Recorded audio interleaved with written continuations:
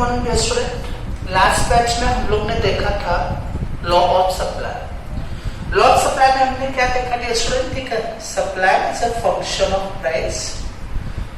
Supply price का function हुआ।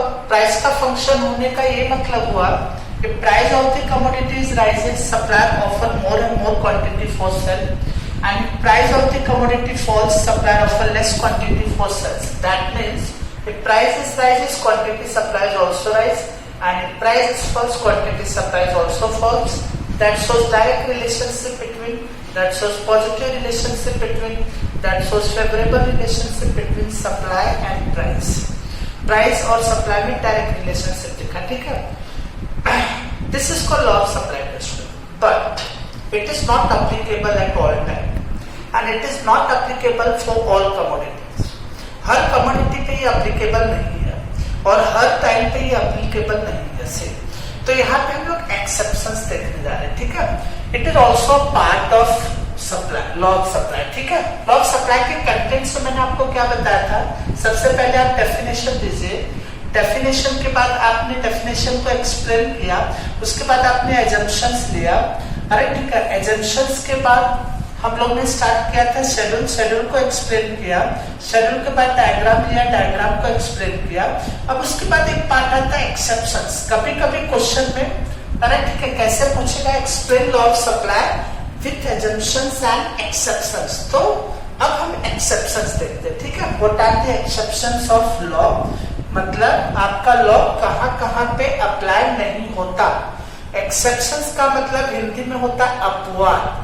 अपवाद का मतलब ये नियम, ये लॉ कहाँ पर अप्लीकेबल नहीं है या कहाँ पे ये लागू नहीं होता, वो हम लोग यहाँ पे देखने जा रहे हैं, ठीक है? Exceptions to the law of supply. पहला पॉइंट है लेबर सप्लाई दिया स्टूडेंट, ठीक है? लेबर सप्लाई का मतलब क्या हुआ? Labour art supply. लेबर क्या सप्लाई करता है? आर्ट सप्लाई करता है, ठीक है? स्टार्टिंग में क्या होगा, जरा डे स्टूडेंट, ठीक है? वीडियो बड़ा बनेगा इसलिए मैं थोड़ा एक्सप्लेनेशन शॉर्ट में करता हूँ, आप समझने की कोशिश कीजिए। लेबर सप्लाई का मतलब labour art supply. Labour art supply करता है, ठीक है? आर्ट सप्लाई करने का मतलब लेबर ज्यादा से ज्यादा घंटा काम करना चाहता है क्योंकि उसे कमाना ज्यादा होता है इससे। अरे ठीक है, लेबर कमाता क्या है? वेजेस, ठीक है? तो स्टार्टिंग में क्या होगा? स्टार्टिंग में जैसे जैसे वेज बढ़ेगा, जैसे जैसे लेबर का वेज बढ़ेगा, वैसे वैसे लेबर ज्यादा कमाने का इंटेंशन रखेगा और वो लेबर आर्ट सप्लाई भी बढ़ाएगा। मतलब क्या हुआ? पहले अगर उसको 100 रुपया मिलता था तो 100 रुपये में वो 5 घंटे काम करता था। अब अगर उसको 200 रुपया आप ऑफर करोगे तो वो 8 घंटे काम करेगा। तो इसका मतलब जैसे उसका वेज लेवल बढ़ गया 100 से 200, वैसे उसका काम करने की रफ्तार 5 घंटे से 8 घंटे हो गई। उसके बाद क्या होगा स्टूडेंट, ठीक है? जैसे जैसे वेज रेट बढ़ेगा वैसे वैसे लेबर की आर्ट सप्लाई भी बढ़ती जाएगी। जैसे जैसे लेबर को ज्यादा कमाई होगी वैसे वैसे वो ज्यादा से ज्यादा घंटे काम करना चाहेगा। लेकिन एक टाइम के बाद ऐसा होगा कि वेज लेवल बढ़ेगा बट लेबर की आर्ट सप्लाई नहीं बढ़ेगी। अरे ठीक है, ऐसा क्यों हुआ? ऐसा इसलिए हुआ क्योंकि ठीक है एक सफिशिएंट वेजेस मिल रहा है लेबर को, ठीक है? लेबर को एक सफिशिएंट वेजेस मिलने लगा। अरे ठीक है, सेकंड लेबर लेज्योर हो जाएगा। लेज्योर होने का मतलब थोड़ा आलसी हो जाएगा। अब अगर उसको ज्यादा भी आप पेमेंट करोगे तो भी वो अपना लेबर आर्ट सप्लाई नहीं बढ़ाएगा। अगर उसको ज्यादा पेमेंट ऑफर करोगे तो भी वो ज्यादा काम करना नहीं चाहेगा। और इसका एक रीजन ये भी है कि एक टाइम के बाद लेबर क्या हो जाता है, लेबर की वर्क एफिशिएंसी कम हो जाती है, उसके काम करने की क्षमता कम हो जाती है। तो भले उसको ज्यादा वेज रेट मिले, उसकी लेबर आर्ट सप्लाई कम हो जाती है, ठीक है? तो लॉ क्या कह रहा है? लॉ कहता है कि जैसे जैसे वेज बढ़ेगा सप्लाई भी बढ़ेगा। ओके, वो स्टार्टिंग में वही हुआ, लेकिन एक टाइम के बाद वेज लेवल तो बढ़ रहा है लेकिन लेबर आर्ट सप्लाई बढ़ने की बजाय घट रही है। ऐसा क्यों हो रहा है? क्योंकि लेबर एक तो लेजियर हो गया, आलसी हो गया थोड़ा, क्योंकि उसको पेमेंट अब ज्यादा मिलने लगा। और दूसरा ये रीजन है कि जैसे जैसे लेबर की एज पास होगी, जैसे जैसे लेबर ज्यादा से ज्यादा एजेड होता जाएगा, उसके काम करने की क्षमता कम होती जाएगी, तो ऑटोमेटिकली वो काम कम करेगा। तो वेज लेवल बढ़ेगा बट लेबर की आर्ट सप्लाई घटेगी। अब इसी को हम डायग्राम के थ्रू देखते हैं student. Labour supply, labour art supply, यहाँ पे हमने एक्स एक्सिस और वाई एक्सिस ऑलरेडी बना के रखा। एक्स एक्सिस पे हम लोग ने दिखाया, ठीक है, सप्लाई लेबर आवर्स, कितना घंटा लेबर सप्लाई करता है, और यहाँ पे हम लोग ने दिखा wage rate in rupees per hours, ठीक है, एक घंटे में कितना उसको वेज लेवल मिल रहा है, ठीक है। तो स्टार्टिंग में डियर स्टूडेंट, स्टार्टिंग में तो आपका सप्लाई कर्व पॉजिटिव होगा। पॉजिटिव का मतलब देखो, जैसे जैसे आपका वेज लेवल बढ़ता जाएगा वैसे वैसे लेबर की आज सप्लाई पे बढ़ती जाएगी। OW आपका वेज लेवल हुआ तो लेबर की आज सप्लाई बढ़कर कितनी है देखिए, ठीक है, लेबर OH काम कर रहा है। वेज लेवल और आप बढ़ा दीजिए, OW1 कर दीजिए तो लेबर की सप्लाई और बढ़ गई, ठीक है, OH1 हो गई। वेज लेवल और बढ़ गया, OW2 हो गया, ठीक है, तो लेबर की आज सप्लाई डियर स्टूडेंट, ठीक है, और बढ़ गई, OH2, ठीक है।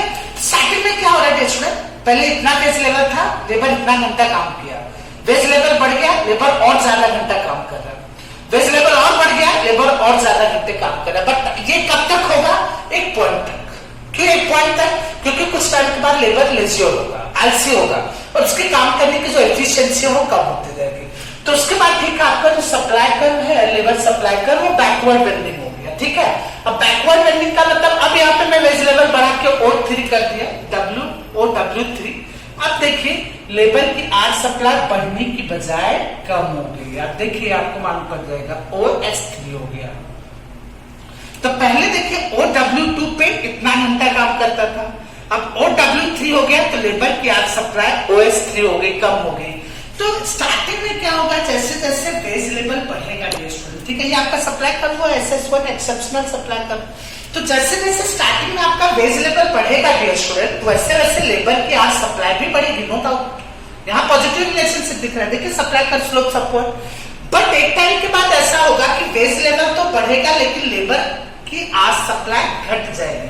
दो रीजन होते हैं, एक रीजन ये हो गया कि लेबर बिकम लेजियर, उसको एक सफिशिएंट इनकम हो रही है, वो आलसी हो गया, अब वो ज्यादा घंटे काम नहीं करेगा। दूसरा रीजन ये है कि लेबर की एज पास होती जाती है तो उसकी वर्क इफिशिएंसी घटती जाती है, उसके काम करने की क्षमता कम होती जाती है। तो भले वेज लेवल बढ़ जाए लेकिन वो ज्यादा घंटे काम नहीं कर पाएगा। इसलिए आपका जो लेबर आज सप्लाई कर रहा है वो बैकवर्ड बेंडिंग कर रहा है। बैकवर्ड बेंडिंग कर यानी अपने पीछे वो बैकवर्ड हो जा रहा है, राइट, ठीक है।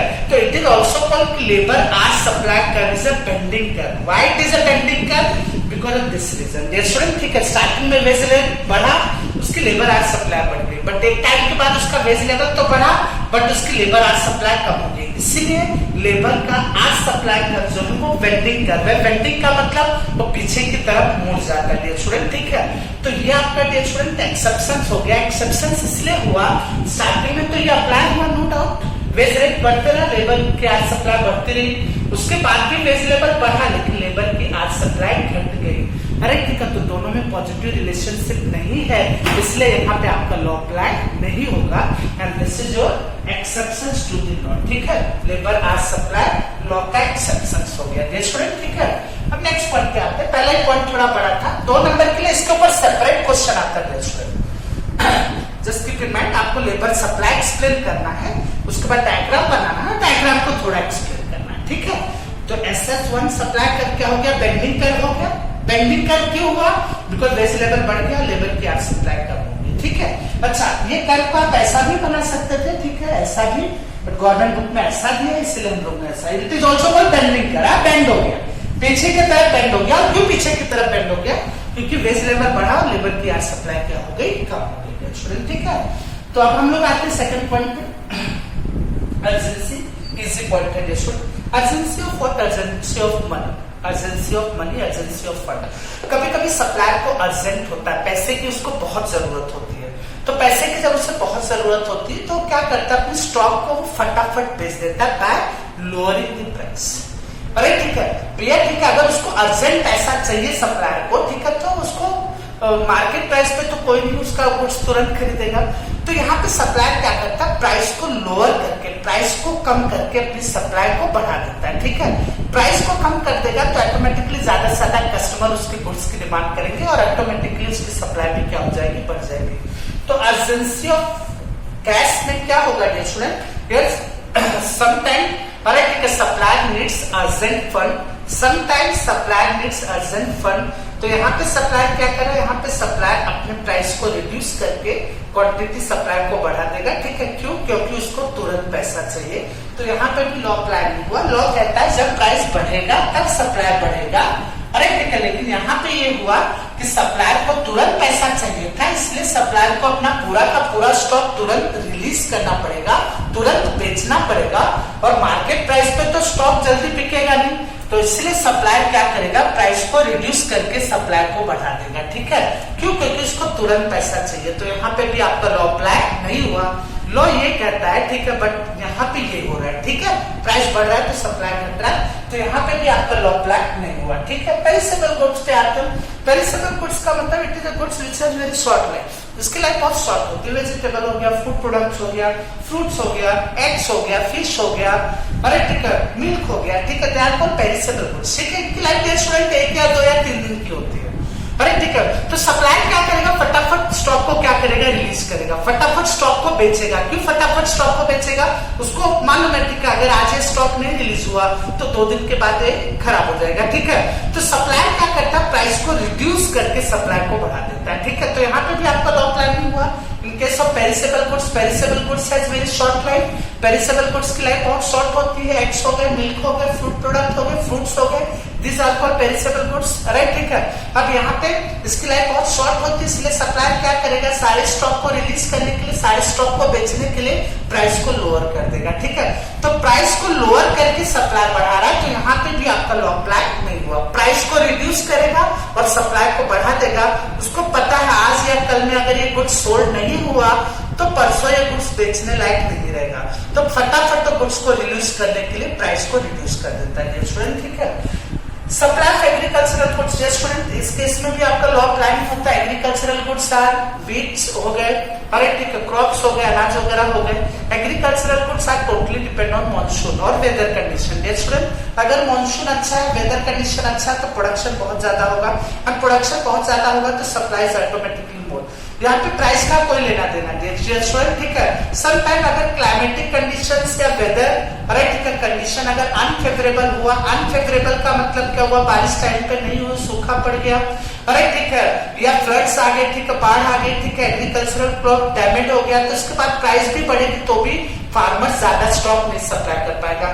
फार्मर भी स्टूडेंट ज्यादा स्टॉक तभी सप्लाई कर पाएगा एग्रीकल्चरल गुड्स का जब प्रोडक्शन ज्यादा हो, और प्रोडक्शन ज्यादा कब होगा, जब वेदर कंडीशन फेवरेबल हो। वेदर कंडीशन फेवरेबल हो, मॉनसून टाइम पे आए, अरे ठीक है, तो in that case production boost होगा, प्रोडक्शन ज्यादा होगा, और प्रोडक्शन ज्यादा होगा तो ऑटोमेटिकली सप्लाई भी मार्केट में ज्यादा होगी एग्रीकल्चरल गुड्स की।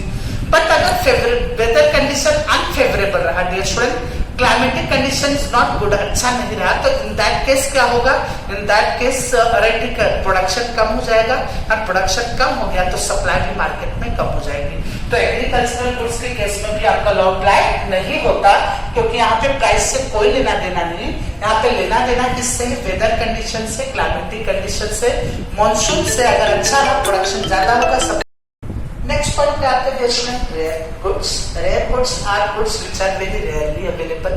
अरे ठीक है, ये ऐसे गुड्स होते हैं जो बहुत ही कम मिलते हैं। रेयर का मतलब जो है दुर्लभ, वो चीजें जो बहुत दुर्लभ मिलती हैं, बहुत कम मिलती हैं, बहुत ही कम मिलती है, ऐसे गुड्स को हम रेयर गुड्स कहते हैं। कौन कौन से गुड्स आते हैं, ओल्ड कॉइन्स वगैरह हो गए, ओल्ड कॉइन्स, कई लोगों को कॉइन्स कलेक्ट करने का हॉबी होता है, ठीक है, ओल्ड टिकट्स, एंटीक गुड्स, कुछ गुड्स काफी एंटीक होते हैं, ठीक है, and historical goods.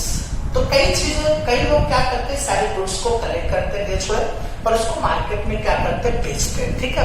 But these are the goods which are not with supply of these goods can not be increased, because ये सारे गुड्स बहुत रेयरली अवेलेबल होते हैं, राइट ठीक है।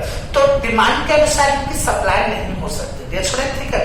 तो प्राइस के बढ़ने या घटने से इनकी सप्लाई पे कोई इफेक्ट नहीं होता, because they are the rare goods and they are very rarely available goods. Supply of goods can not be increase और decrease as per the demand. As per the demand के अनुसार इनके supply को बढ़ाया घटाया नहीं जा सकता। तो therefore it is called, ठीक है, प्राइस यहाँ पे इररिलेवेंट हो गया। प्राइस यहाँ पे इररिलेवेंट इसलिए हो गया डियर स्टूडेंट, ठीक है, because these are the goods which are not generally available, they are the rare goods. हर प्राइस पे इसको बेचा नहीं जा सकता, तो यहाँ पे भी आपका लॉ अप्लाई नहीं होगा डियर स्टूडेंट, ठीक है। उसके बाद क्या आता है, closure of business. Closure of business का मतलब कोई भी बिजनेस अगर बंद हो रहा है डियर स्टूडेंट, ठीक है, तो उससे अपने स्टॉक को फटाफट रिलीज करना होगा, अपने स्टॉक को फटाफट मार्केट में बेचना होगा। तो मार्केट प्राइस पे तो फटाफट बिकेगा नहीं। तो यहाँ पे सप्लायर क्या करता है, प्राइस को रिड्यूस करके अपने सारे स्टॉक को रिलीज कर देता है, सारे स्टॉक को बेच देता है। तो that is called closure of business. और यहाँ पे भी आपका लॉ अप्लाई नहीं हुआ। उसके बाद क्या करता है, रिसेशन। रिसेशन का मतलब एक टाइप की जब स्टूडेंट मंदी आती है मार्केट में, तो मार्केट में जब मंदी आती है तो लोगों की परचेजिंग पावर कैपेसिटी कम हो जाती है। जैसे आजकल लॉकडाउन का टाइम है, ठीक है, हम लोग के हाथ में पैसे कम है, इनकम कम है, तो हमारे हाथ में जब पैसे और इनकम कम है तो हमारी परचेजिंग पावर कैपेसिटी कम हो जाती है। तो जब परचेजिंग पावर कैपेसिटी कम हो जाती है तो मार्केट में डिमांड्स कम हो जाते हैं डियर स्टूडेंट, ठीक है। तो जब ठीक है क्लोजर रिसेशन आता है तो यहाँ पे सप्लायर को पता होता है कि मार्केट प्राइस पे उसके गुड्स नहीं बिकेंगे, तो यहाँ पे सप्लायर अपने कमोडिटी के प्राइस को रिड्यूस कर देता है, अपने गुड्स के प्राइस को रिड्यूस कर देता है, ठीक है, और अपने सप्लाई को बढ़ा देता है, ठीक है। गुड्स का प्राइस कम हो जाएगा तो ज्यादा से ज्यादा लोग उसकी डिमांड करेंगे, क्योंकि डिमांड और प्राइस में अपोजिट रिलेशनशिप होता है। प्राइस कम हुआ तो डिमांड विल बी मोर। तो यहाँ पे रिसेशन के टाइम सप्लायर क्या करता है, गुड्स का प्राइस कम कर देता है। गुड्स का प्राइस कम कर देता है तो गुड्स की डिमांड मार्केट में बढ़ जाती है, और जब गुड्स की डिमांड मार्केट में बढ़ जाती है तो उसके गुड्स की सप्लाई भी ऑटोमेटिकली बढ़ जाती है। तो ये दोनों केस में हम लोग ने क्या देखा स्टूडेंट, ये दोनों केस में हम लोग ने देखा सप्लायर को अपने स्टॉक को अगर रिलीज करना तो उससे प्राइस को लोअर करना पड़ता है। मतलब ये दोनों केस में यही हुआ कि प्राइस को कम करके सप्लाई बढ़ाओ। तो that law does not apply in these two cases, ठीक है। प्राइस को कम करेंगे तो ही इनका स्टॉक फटाफट रिलीज होगा, ठीक है। तो इसलिए प्राइस को कम करके अपने स्टॉक को रिलीज करते, तो यहाँ पे लॉ अप्लाई नहीं हुआ, ये लॉ है, राइट, ठीक है। यहाँ पे लॉ एप्लीकेबल नहीं है, ठीक है। और रेयर गुड्स के केस में हम क्या देखे, rare goods are not the goods which are generally available, they are the rare goods, demand के अनुसार इसकी सप्लाई नहीं हो सकती। तो दैटफॉर ठीक है, इट इज नॉट एप्लीकेबल। यहाँ पे भी आपको लॉ अप्लाई नहीं हुआ, प्राइस बढ़ेगा या घटेगा इसकी सप्लाई पे कोई इफेक्ट नहीं